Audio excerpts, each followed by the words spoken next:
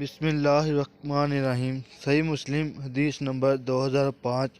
اس حدیث میں بتایا گیا ہے کہ جب نبی کریم صلی اللہ علیہ وسلم خطبہ دیتے تو ان پر کیا کیفیت طاری ہوتی تھی۔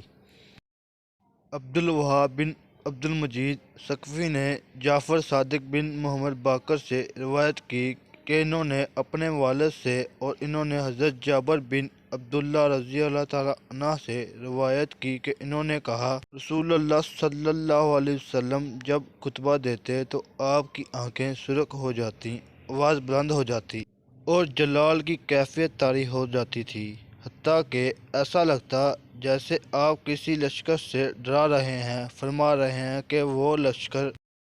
صبح یا شام تک تمہیں آلے گا، اور فرماتے میں اور قیامت اس طرح بھیجے گئے ہیں، اور آپ ان انگشت شہادت اور درمیانی انگلی کو ملا کر دکھاتے اور فرماتے، حمد و صلوات کے بعد بلا شبہ بہترین حدیث کلام اللہ کی کتاب ہے، اور زندگی کا بہترین طریقہ محمد صلی اللہ علیہ وسلم کا طریقہ زندگی ہے، اور دین میں بدترین کام وہ ہے جو خود نکالے گئے ہوں، اور ہر نیا نکالا ہوا کام گمراہی ہے۔ پھر فرماتے میں ہر